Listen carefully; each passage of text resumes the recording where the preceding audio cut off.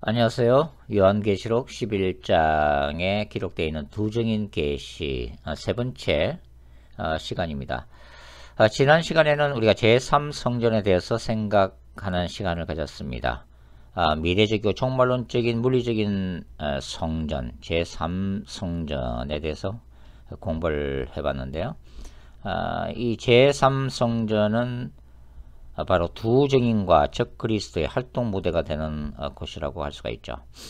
오늘은 계시록 10장을 간략하게 한번 살펴보도록 하겠습니다. 요한계시록 10장도 두 증인 사역과 관련을 맺고 있는 장이라고 할 수가 있죠. 요한계시록 10장을 한번 읽어보도록 하겠습니다. 요한계시록 10장을 함께 읽어보죠. 내가 또 보니 힘센 다른 천사가 구름을 입고 하늘에서 내려오는데 그 머리 위에 무지개가 있고 그 얼굴은 해 같고 그 발은 불기둥 같으며 그 손에는 펴 놓인 작은 두루마리를 들고 그 오른발은 바다를 밟고 왼발은 땅을 밟고 사자가 부르짖는 것 같이 큰 소리로 외치니 그가 외칠 때 일곱 우레가 그 소리를 내어 말하더라. 4절 일곱 우레가 말을 할 때에 내가 기록하려고 하다가 곧 들으니 하늘에서 소리가 나서 말하기를 일곱 우레가 말한 것을 임봉하고 기록하지 말라 하더라. 내가 본 바 바다와 땅을 밟고 서 있는 천사가 하늘을 향하여 오른손을 들고 세세토록 살아계신 이 곧 하늘과 그 가운데 있는 물건이며 땅과 그 가운데 있는 물건이며 바다와 그 가운데 있는 물건을 창조하신 이를 가리켜 맹세하여 이르되 지체하지 아니하리니 일곱째 천사가 소리내는 날 그의 나팔을 불려갈 때 하나님이 그의 종 선지자들에게 전하신 복음과 같이 하나님의 그 비밀이 이루어지리라 하더라. 하늘에서 나서 내게 들리는 음성이 또 내게 말하 이르되 네가 가서 바다와 땅을 밟고 서 있는 천사의 손에 펴놓인 두루마리를 가지라 하기로 내가 천사에게 나가 작은 두루마리를 달란즉 천사가 이르되 갖다 먹어버리라. 내 배에는 쓰나 내 입에는 꿀같이 달리라 하거늘 내가 천사의 손에서 작은 두루마리를 갖다 먹어버리니 내 입에는 꿀같이 다나 먹은 후에 내 배에서는 쓰게 되더라. 그가 내게 말하기를 네가 많은 백성과 나라와 방언과 임금에게 다시 예언하여야 하리라 하더라. 아멘. 자, 오늘 두증인 계시에 대해서 우리가 계속 공부를 하기 전에 먼저 이 요한계시록의 해석 방법에 대해서 간략하게 설명을 하고 넘어가도록 하겠습니다. 우리가 요한계시록을 강해하거나 요한계시록을 해석하고 강의하는 분들의 그 내용을 살펴보면 굉장히 다양하다는 것을 알 수가 있습니다. 왜 이렇게 요한계시록의 해석들이 다양할까요? 뭐 여러가지 이유가 있겠지만 제가 생각하기로는 가장 중요한 것은 요한계시록에 대한 문학적인 구조를 제대로 파악하지 못한 그 결과라고 생각합니다. 그러니까 이 요한계시록이 어떻게 기록되고 어떻게 형성되고 어떻게 편집되어 있는지, 요한계시록이 어떤 큰 그림을 그리고 있는지, 요한계시록의 문학적인 구조 분석을 우리가 이제 해볼 필요가 있다고 하는 거죠. 완벽한 구조 이해는 불가능하겠지만 그럼에도 불구하고 우리가 논리적으로 이러한 요한계시록의 본문들을 구조적인 측면에서 이해할 때에 좀 더 요한계시록이 보여주고자 하는, 요한계시록이 말씀하고자 하는 그 원래적인 메시지에 가깝게 다가설 수 있지 않을까 그렇게 생각합니다. 자, 두 번째는 우리가 문학적 구조를 이제 이해하고 그 다음에 요한계시록의 본문들 속에 상당한 구약적인 개념이 들어가 있다는 것을 이해할 필요가 있다고 하는 것입니다. 그래서 이 구약과의 상관성을 우리가 이제 파악을 해야 되죠. 뭐 적게는 70%에서 80% 정도 구약 구절들이 요한계시록에 들어와 있다는 사실 기억할 필요가 있겠습니다. 그 다음에 이제 요한계시록의 이제 신학에 관한 거죠. 요한계시록이 어떤 메시지를 전하고 있을까를 우리가 고민을 해봐야 됩니다. 저는 이 요한계시록 11장의 두 증인과 그 다음에 요한계시록 13장의 첫 그리스도와의 상호 투쟁 관계를 기초로 요한계시록의 신학과 메시지를 이해를 하고 있습니다. 즉 종말론적 거룩한 전쟁 신학 입장에서 이해하고 있다고 하는 거죠. 그 다음에 요한계시록을 과거주의 관점에서만 해석하는 분들이 있습니다. 즉 요한계시록의 수신자들이 바로 1세기의 소아시아 7교회이고 바로 요한계시록의 메시지의 기본 틀이 뭡니까? 1세기 로마 제국의 박해 상황 속에서 형성되어 있다는 의미에서 우리는 먼저 이 과거주의적 해석 방법을 존중해야만 한다고 하는 거죠. 그러나 요한계시록의 메시지가 단지 이미 예언이 끝난 과거주의 시점에서만 머물지 않고 여전히 미래적이고 종말론적인 예언을 담고 있다는 사실도 우리가 생각을 해야 한다고 하는 거죠. 저는 이것이 바로 예언의 이중성으로 저에게 보고 있습니다. 즉 예언이라고 하는 것은 1세기 독자들에게 하나님이 말씀하신과 동시에 여전히 미래적이고 종말론적인 예언을 동시에 담고 있다고 하는 이런 예언의 이중성을 우리가 이해할 때에 좀 더 요한계시록의 메시지를 올바른 성경 신학적인 의미에서 좀 다가설 수 있지 않을까 그렇게 생각을 하고 있습니다. 자, 요한계시록에는 7나팔장부터 7개의 나팔장들이 담겨 있죠. 첫째 나팔장부터 이제 7번째 나팔장까지 이렇게 구성이 되어지고 있는데요. 이러한 7개의 나팔장들은 자연적인 재앙이고 생태계 파괴를 포함하고 있습니다. 어떻게 보면 이제 인간적인 세상에 쏟아지고 있는 그런 환란이라고도 우리가 볼 수가 있는 거죠. 하늘과 땅과 바다, 강과 수목들이 파괴되고 있는 재앙을 보여주고 있습니다. 이러한 재앙들은 예수 그리스도의 재림 전에 일어날 재앙들이죠.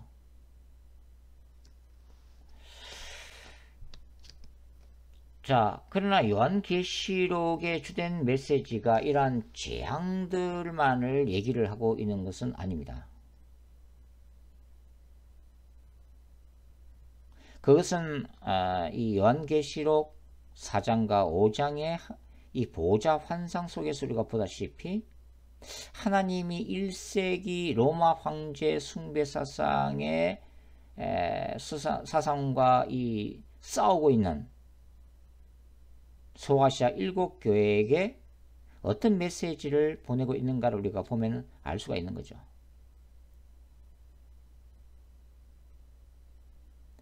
그것은 하나님 나라를 대표하고 있는 이 소아시아 7교회에게 바로 그들이 당하는 환란이나 박해 상황이 바로 사탄의 나라와의 갈등 속에서 일어나는 환란임을 말해주고 있다고 하는 거죠. 바로 그런 것들이 이제 요한계시록 11장에서는 무저갱에서 나오는 짐승, 바로 이 짐승은 1세기 관점에서 보면은 누구라고 말씀드렸죠? 바로 로마 제국의 도미티안 황제죠.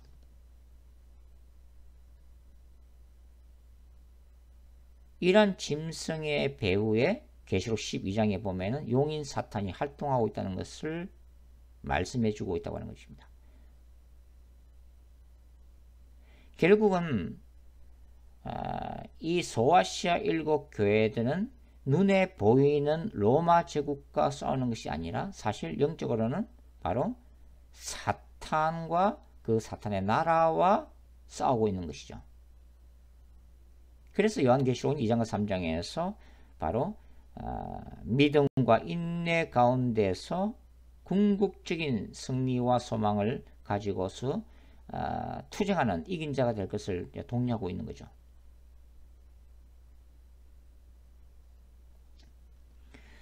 그렇기 때문에 이 요한계시록에 기록되어 있는 첫째 나팔재앙부터 일곱째 나팔재앙까지 이 재앙은 궁극적으로 하나님의 심판의 결과라는 것입니다. 그럼 하나님은 뭘 심판하시는 거예요? 바로 우상 숭배죠. 우상 숭배. 1세기로 따지면은 로마 황제 숭배 사상이고 종말론적으로 보면은 적그리스도 숭배 사상입니다. 이러한 인간의 죄악과 사탄의 권세와 싸우시는 하나님의 종말론적 거룩한 전쟁의 결과라는 것을 보여주고 있는 것입니다. 자, 이제 요한계시록 10장과 11장의 구조를 간략하게 한번 살펴보도록 그렇게 하겠습니다. 자, 요한계시록 9장 후반부에는 뭐가 기록되어 있어요? 바로 여섯째 나팔재앙이 기록되고 있죠. 바로 9장 13절 말씀인데요.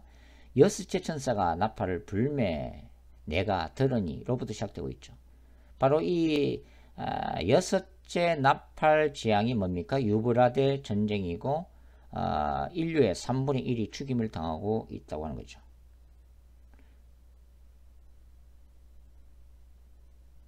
그리고 이 유브라데 전쟁의 결과로 인간은 어떤 반응을 보이고 있나요?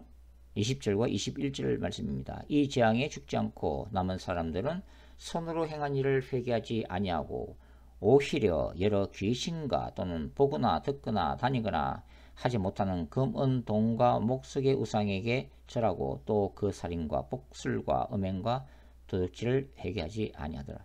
자, 하나님의 이런 일곱 재앙들, 나팔 재앙들을 이 땅에 쏟아붓는 이유가 뭡니까? 단순히 인류를 멸하기 위해서인가요? 아닙니다. 인류로 하여금 죄악된 그 자리에서 돌이켜서 예수 그리스도의 복음을 믿고 하나님의 나라 백성으로 살아가도록 원하시는 거죠. 그러니까 이 땅에 쏟아지고 있는 재앙들은 하나님의 경고적인 나팔소리라고 볼 수가 있는 거죠. 그러나 그럼에도 불구하고 유브라데 전쟁 사건으로 3분의 1이 죽였음에도 불구하고 인간은 여전히 회개치 아니하더라 하는 거죠. 그런데 이 회개치 아니하는 사탄의 백성들도 있지만 마지막으로 회개함으로써 하나님의 나라에 입성하는 하나님의 백성들도 있더라고 하는 거죠. 그것이 바로 이제 계시록 11장 몇 절이에요? 13절 말씀입니다. 그때 큰 지진이 나서 성 10분의 1이 무너지고 지진에 죽은 사람이 7천이라. 그 남은 자들이 두려워하여 영광을 하늘의 하나님께 돌리더라. 바로 예루살렘을 중심으로 일어나고 있는 마지막 때의 어떤 영적 부흥, 마지막 영혼 추수죠. 저는 바로 이 사건이 로마서 11장에 기록되어 있는 바울이 바로 이스라엘의 종말론적인 구원을 소망하고 있는 바로 그 사건이 두정인 사역을 통해서 이루어지는 것으로 보고 있습니다. 자, 그러니까 이 지금 10장과 11장이 9장 뒤에 배치되어 있는 것은 뭡니까? 9장 후반부에 여섯째 나팔장의 결과로서의 서로 대조되는 두 가지 사건, 즉 회개하는 하나님의 백성들과 끝까지 회개하지 않는 사탄의 백성들이 종말론적으로도 존재하고 있음을 보여주는 환상이라고 하는 거죠. 사실 우리가 이 요한계시록을 시간순으로 보면 어떻게 돼요? 첫째 나팔지향, 두 번째 나팔지향, 세 번째, 네 번째, 다섯 번째, 여섯 번째 재앙이 일어나고 난 다음에 일곱 번째 재앙이 사건이 기록이 돼야 되죠. 그러니까 이 9장 후반부에 여섯째 나팔지향이 있다면 10장 1절에는 사실 뭐가 기록돼야 돼요? 11장 15절이 기록돼야 되죠. 15절. 요한계시록 11장 15절. 일곱째 천사가 나팔을 불매 하늘에 큰 엄성들이 나서 이르되 세상 나라가 우리 주와 그의 그리스도의 나라가 되어 그가 세세토록 왕노하시리로다. 이게 이제 일곱째 나팔 재앙이 선포되고 있는 장면이잖아요. 그리고 이 일곱째 나팔 재앙이 이제 불려졌을 때 그 결과로서 그 과정의 하나로서 11장 19절 하늘에 있는 하나님의 성전이 열리는 거죠. 그럼 이 하나님의 성전이 왜 열리는 겁니까? 11장 19절 보시면 성전 안에 하나님의 언약궤가 보이며 또 번개와 음성들과 우레와 지진과 큰 우박. 여기 나오는 번개와 음성들과 우레와 지진과 큰 우박이 뭘 얘기하는 거죠? 바로 하나님의 종말론적인 심판이 있을 거라고 하는 거죠. 종말론적인 거룩한 전쟁이 선포될 거라고 하는 거죠. 그래서 이 11장 19절 하고 이어지는 게 지난 시간에 뭐라고 말씀드렸습니까? 요한계시록 15장 5절하고 이어진다고 그랬죠. 또 일 후에 내가 보니 하늘의 정거장막의 성전이 열리며 그러면서 뭡니까? 7명의 천사들이 대접을 가지고 등장하는 장면이죠. 그리고 16장에 보시면 바로 진노의 7대접이 쏟아지고 있다고 하는 것입니다. 그러니까 7번째 나팔재앙은 곧 뭘 얘기하는 거죠? 바로 7개의 대접재앙이 쏟아지는 것을 의미하고 있다고 하는 것입니다.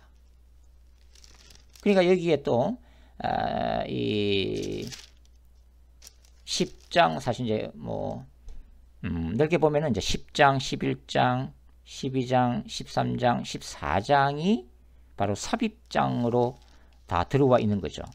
그리고 이제 요 10장하고 11장에 한해서만 설명을 드리면 뭡니까? 9장의 후반부에 있는 6번째 나팔 재앙 뒤에 그 다음에 11장 15절이 바로 기록이 되어야 되고 7째 나팔 재앙 나팔 재앙을 부는 천사 사건이 기록되어야 되고 그 다음에 바로 15장과 16장이 연달아 기록되어야 사실 논리적으로 맞는 거죠. 그런데 이 6째 나팔장과 그 다음에 7째 나팔장 사이에 뭐가 들어있는 거예요? 10장과 11장이 끼어져 있잖아요. 그러니까 작은 책을 요한이 먹는 사건과 그 다음에 두정인 사역 사건이 이 사이에 삽입되어 있다고 하는 거죠. 그러니까 이런 것들을 삽입장, 삽입경이라고 부르죠. 자, 그러면은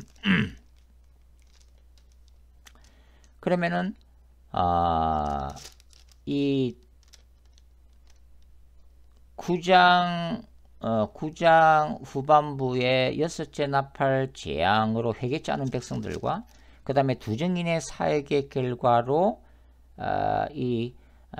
예루살렘에서의 회개하는 자들을 대조시키기 위한 거였다면 그래서 이제 11장이 기록되었다면 앞에 10장은 왜 11장 앞에 기록되어 있는 거죠?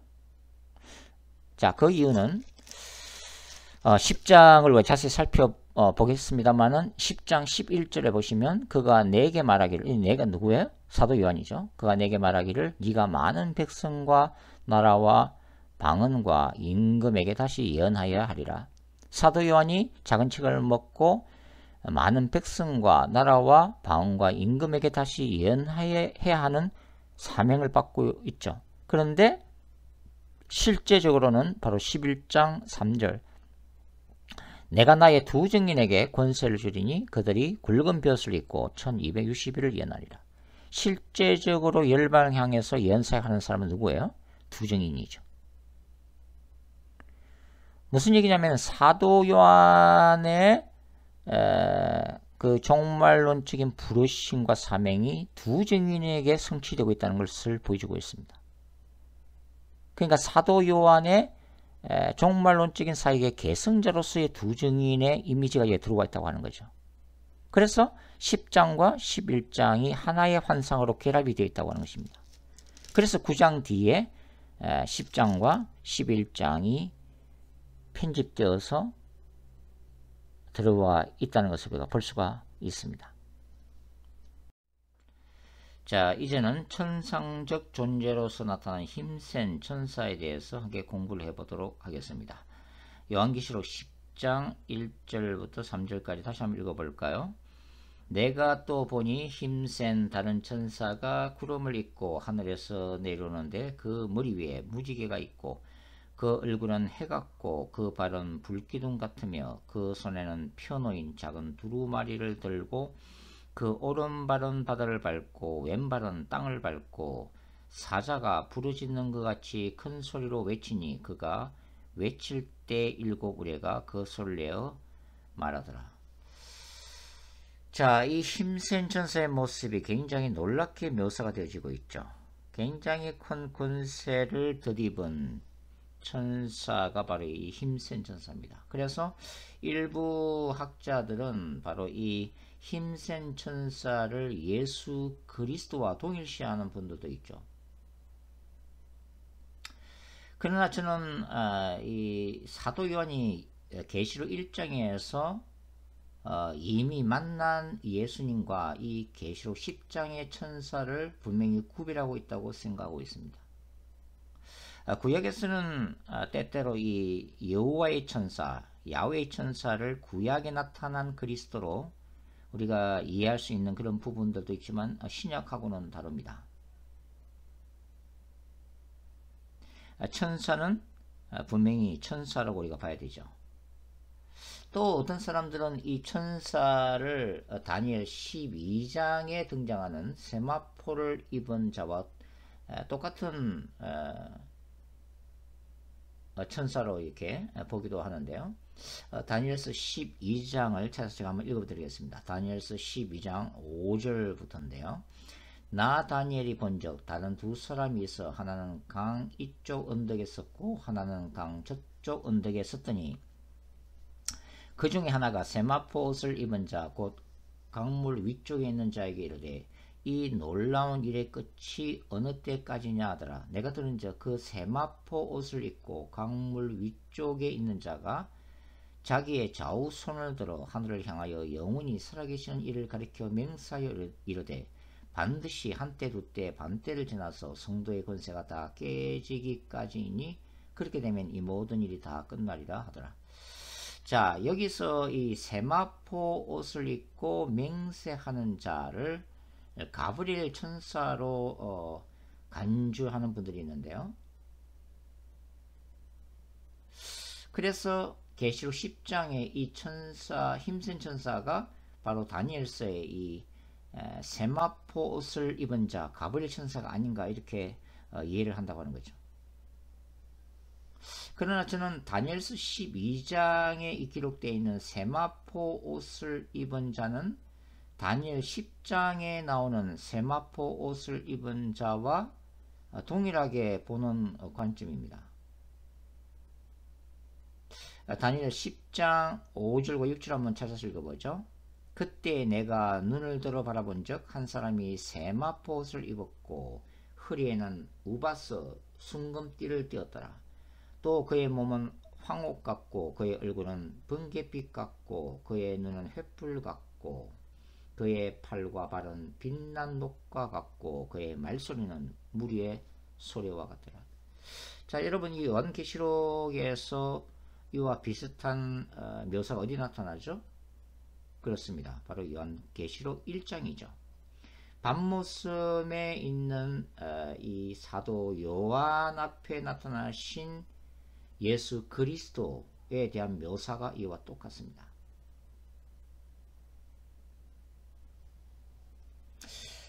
그래서 저는 다니엘서 12장에 나오는 이 세마포 옷을 입은 자를 곧 구약에 나타난 예수 그리스도로 저는 보고 있다고 하는 거죠.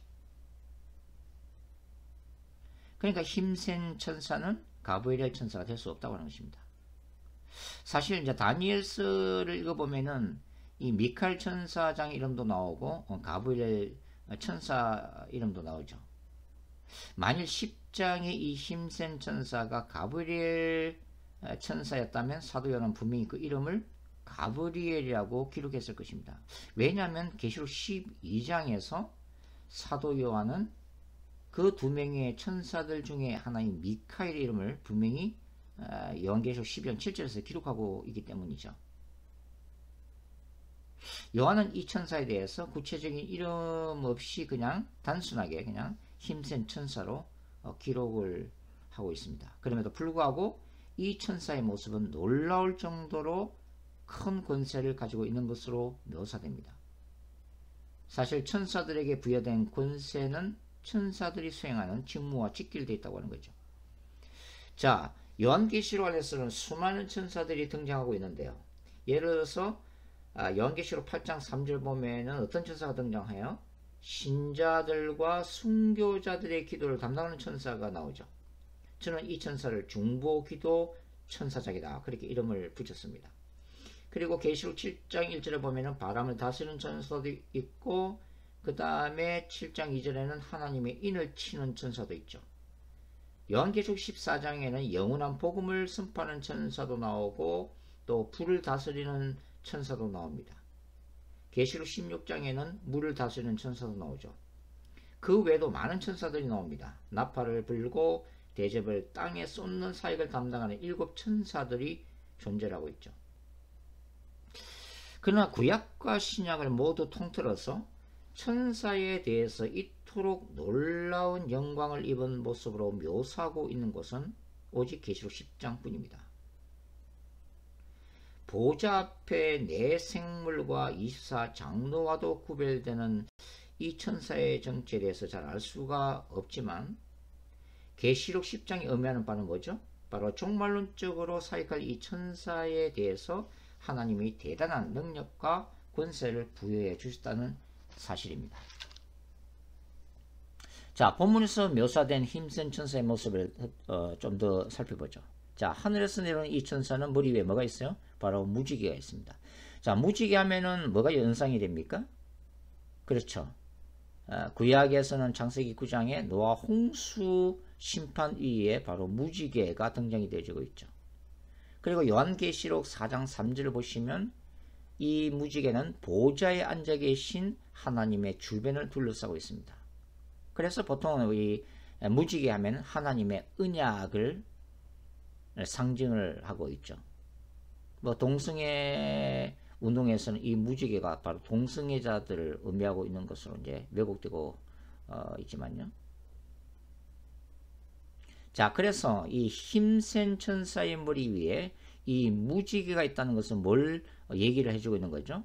이 천사를 통해서 선포되는 하나님의 언약, 하나님의 말씀이 반드시 이루어질 것이라고 하는 하나님의 확정적인 보증인 것이죠. 자, 그리고 힘센 천사의 발을 한번 보세요. 뭐로 어떻게 묘사되어 있어요? 불기둥으로 묘사가 되어 있습니다.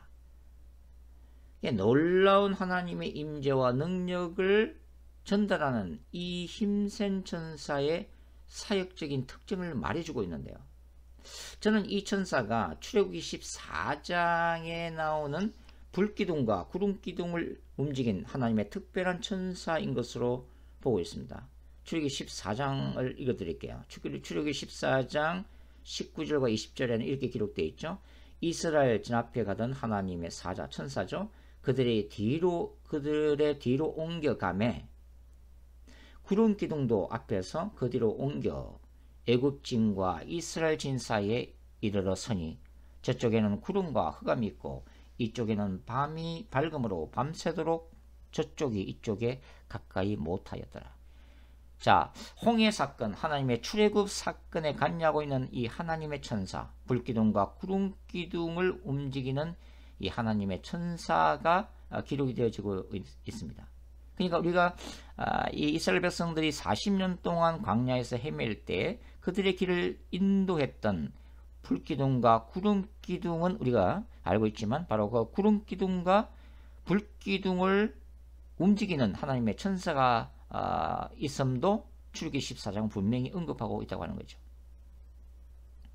그리고 더 중요한 것은 뭐냐면 이 천사가 어떤 모습으로 써 있어요?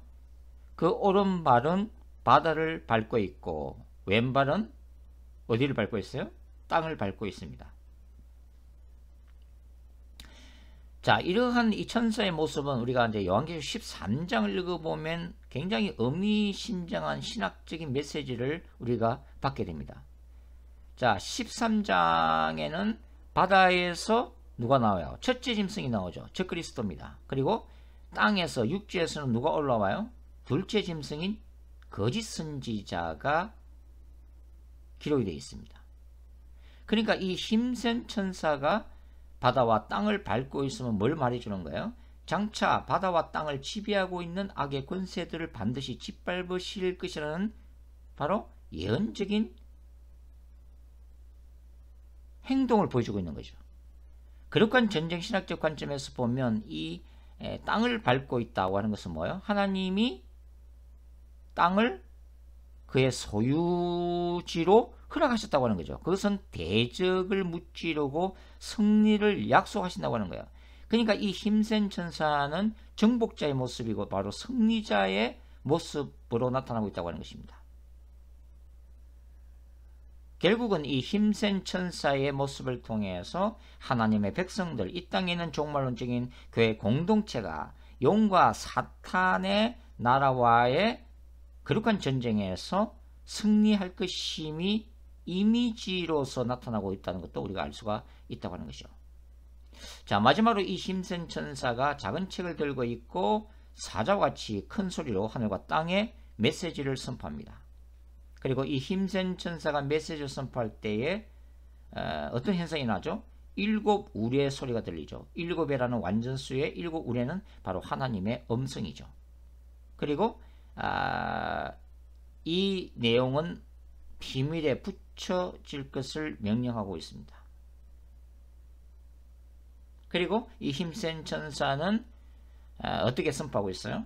10장 6절과 7절을 보면 지체하지 아니하리니 7째 천사가 소리내는 날 그의 나팔을 불려고 할 때에 하나님이 그의 종 선지자들에게 전하신 부음같이 하나님의 그 비밀이 이루어지리라.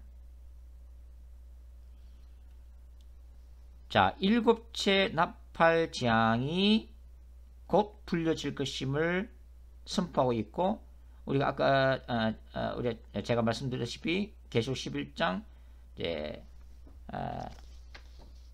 몇 절이죠? 15절에 보면 바로 7째 나팔 재앙이 선언되고 있는 거죠. 7째 천사가 나팔을 불매 하늘에 큰 엄성들이 나서 이르되 세상 나라가 우리 주와 그의 그리스도의 나라가 되어 그가 세세토록 왕노릇하리로다. 자, 여기서 어떤 분들은 이 7번째 나팔을 예수님의 재림을 알리는 마지막 나팔로 이렇게 이해하시는 분들도 있는데 그것은 잘못됐다고 저는 생각합니다. 제가 이미 말씀드렸다시피 여기서 불려지는 7째 나팔은 뭘 예고하고 있는 거죠? 마지막 재앙이며 셋째 화에 속하는 뭡니까? 7개의 대접 재앙이 쏟아질 것임을 알리는 나팔 소리죠. 그리고 이 7 대접이 다 쏟아진 다음에 셋째 화가 끝난 다음에 바로 바울의 설명에 따르면 천사장의 나팔 소리가 울려 퍼지면서 예수님이 이 땅에 재림하시는 것으로 되어 있다고 하는 거죠. 자, 이 계시록 11장 15절은 결국은 다니엘서 12장 7절의 종말론적인 성취다고 하는 거죠. 즉 교회가 깨어지는 후 3년 반의 환란이 있을 것이고 그 후에 세상의 끝이 올 것이며 그때 완전한 하나님의 나라가 완성될 것이라는 의미를 말해주고 있다고 하는 것입니다. 자, 중요한 것은 이 힘센 천사의 그 종말의 때에 대한 하나님의 비밀 선포와 7째 나팔 후 하늘의 큰 음성들의 선포 본문 사이에 뭐가 삽입되었다는 거죠?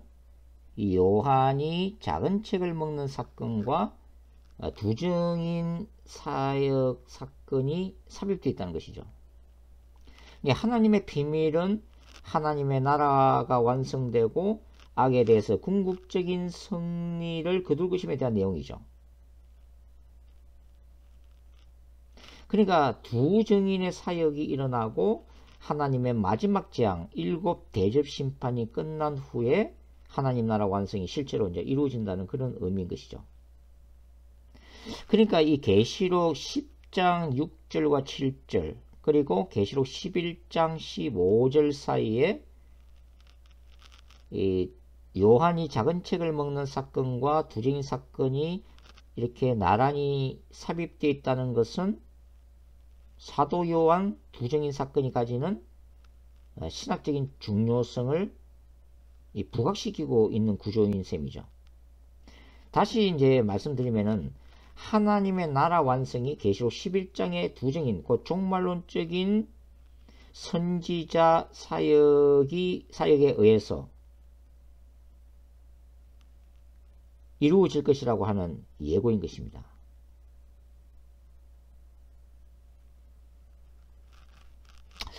자, 이제 좀 작은 책에 대해서 한번 좀 살펴봐야 되는데요. 작은 책. 자, 힘센 천사가 전해주는 이 작은 책에 대해서 우리가 조금 살펴볼 필요가 있겠습니다. 자, 사도 요한이 이 작은 책을 먹어서 소화하는 내용은 에스겔서 2장의 선지자 에스겔이 재앙으로 가득 찬 두루마리를 먹는 장면과 굉장히 연관성이 있죠. 이 작은 책의 내용이 배에는 쓰지만 입에서 단맛이 난다는 것은 뭐예요? 종말론적인 하나님의 계시가 궁극적으로 하나님의 백성들에게 승리와 영광을 가져오는 약속이기 때문에 입에는 달지만 그러나 그 승리에 도달하는 과정은 박해와 고난을 거쳐가야 할 쓰라린 하나의 과정이 남아있다는 의미라고 하는 거죠. 요한계시록이 사실 전하고자 하는 궁극적인 메시지는 환난과 심판 자체에 있는 것이 아닙니다. 바로 하나님의 백성들을 위한 궁극적인 소망과 승리에 있는 거죠. 즉 예수 그리스도의 재림을 통한 승리와 새하늘과 새 땅의 도리에 있다고 하는 것입니다.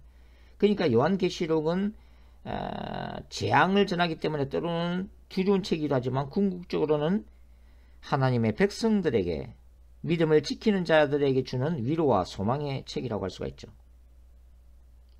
자, 어떤 학자들은 이 계시록 5장의 책과 계시록 10장에 나오는 이 작은 책을 구분하는 분들도 있습니다.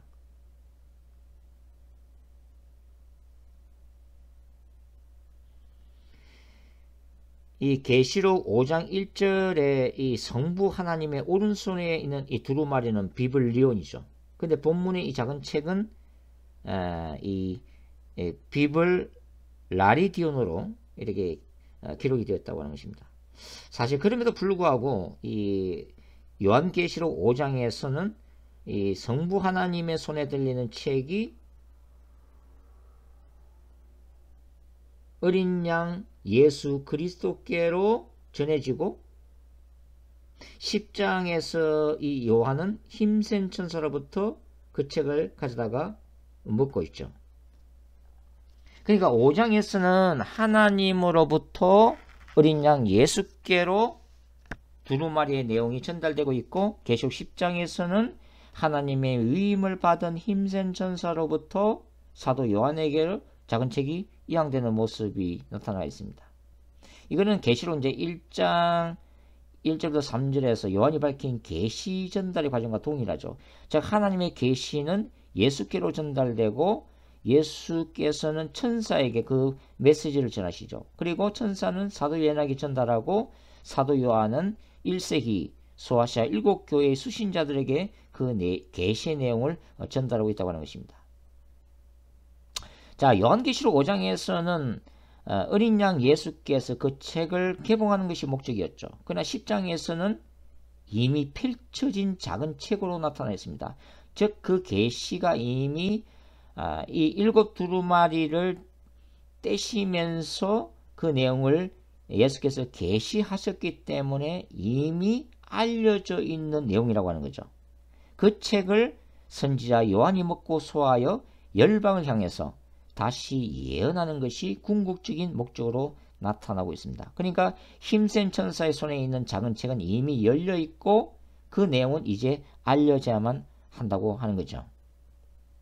그러면 이 작은 책의 내용은 뭘까요? 뭐 좁은 의미로 보면 이 계시록 10장 이후에 사도 요한 그리고 두 증인에 의해서 열방에 다시 예언되어야 하는 내용, 즉 계시록 11장 15절부터 22장 5절까지의 메시지로 볼 수 있지만, 그래서 이 내용 안에는 뭐가 있어요? 요한계시록 제2부와 같은 성격으로서 적그리스도의 출현, 엄녀 바벨론 심판, 그리스도의 재림, 천년왕국, 백보자 심판과 새하늘과 새 땅, 영원한 불모이라고 하는 비중 있는 내용을 담고 있죠. 그러나 이제 사실 요한계시록 자체가 구약적인 내용을 함축하고 있다는 의미에서 사실 이 작은 책을 하나님의 말씀 그 자체로 뭐 넓게 봐도 무관하다고 생각해요. 물론 그 핵심적인 내용은 요한계시록의 메시지, 종말론적인 메시지죠. 마지막 때를 향한 인류와 교회 공동체를 향한 하나님의 종말론적인 예언의 말씀이 그 중심을 이룬 것은 틀림이 없다고 볼 수가 있습니다. 자, 이 힘센 천사는 요한계시록에서 적어도 3번 등장하죠. 그러니까 계시록 5장 2절에서는 이 하나님의 손에 들려있는 두루마리 책과 관련해서 누가 그 책을 떼기에 합당하냐라고 힘센 천사가 묻고 있습니다. 그리고 이제 오늘 본문 계시록 10장에서는 그 작은 책을 전달하기 위해서 하늘에서 내려오고 있죠. 그리고 계시록 18장 21절에 보시면 힘센 천사가 엄녀 바벨론의 심판을 마지막으로 선포를 하고 있습니다. 이 엄녀 바벨론의 심판으로 하나님의 물질 세계에 대한 심판이 끝이 나고 주님은 반드시 마침내 재림을 하시게 되고 있는 거죠. 그러니까 힘센 천사는 이 작은 책과 그 내용에 대해서 적극적으로 개입하고 있음을 우리가 알 수가 있겠습니다.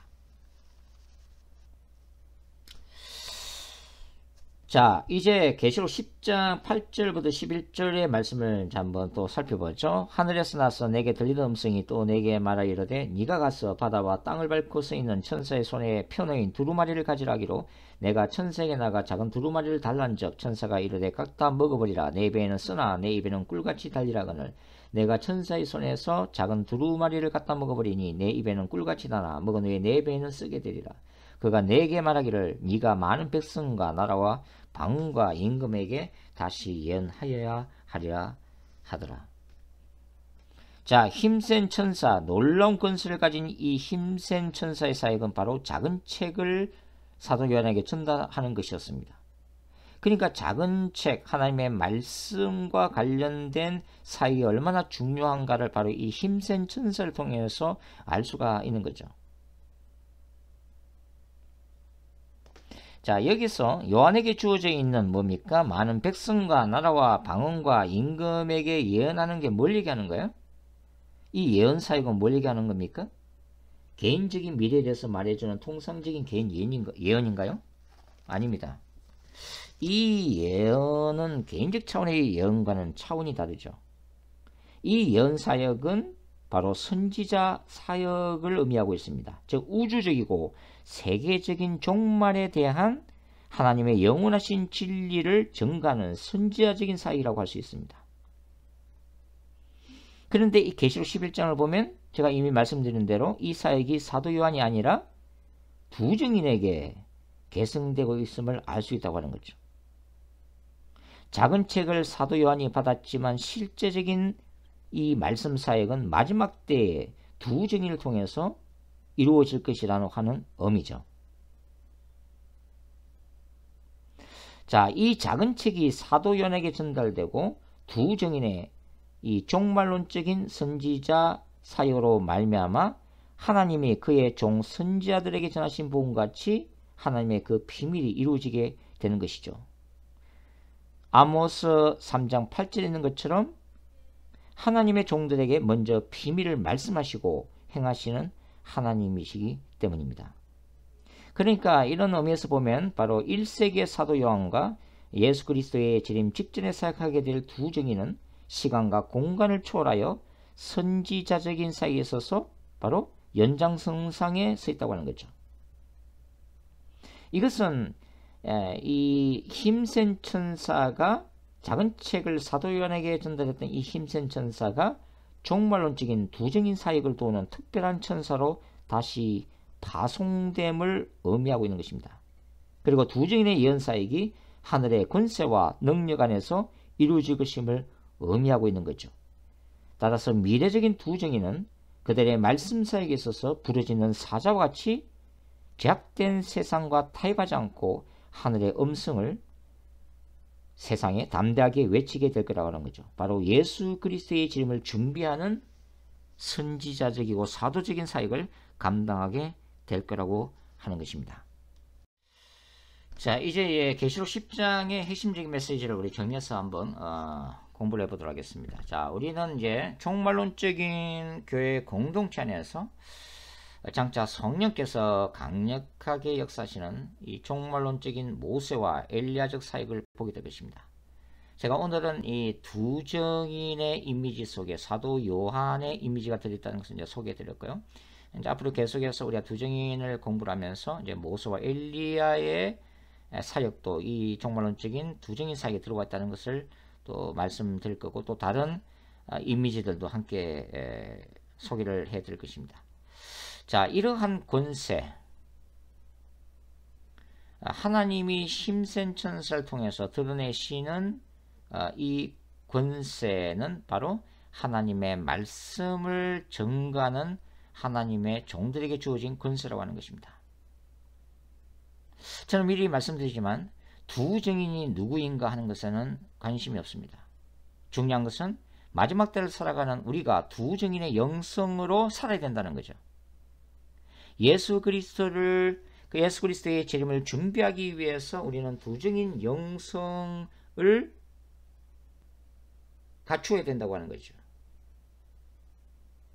저는 이 두 증인의 영성을 소유한 공동체를 두 증인 공동체 또는 마지막 기독교라고 부르고 있습니다. 마지막 기독교는 제가 저술한 책 제목이기도 하죠. 결국은 하나님이 이 종말론적인 두 증인 공동체 또는 두 증인 사역에 필요한 힘센 천사를 파송하셔서 사탄과의 거룩한 전쟁을 효과적으로 수행토록 허락하실 거라고 하는 것입니다.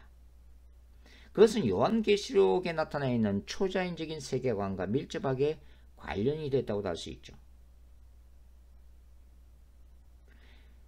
그럼에도 불구하고 저는 이 힘센 천사를 비롯한 이 천사들의 활동을 두 증인 사역에만 한정할 필요는 없다고 봅니다. 이게 두 명의 가장 좁은 의미에서의 두 명의 선지자인 두 증인에만 한정할 필요가 없다고 하는 거죠. 왜냐하면 하나님은 우리 모든 신자들의 삶과 사역에 각종 천사들을 파송하시기 때문입니다.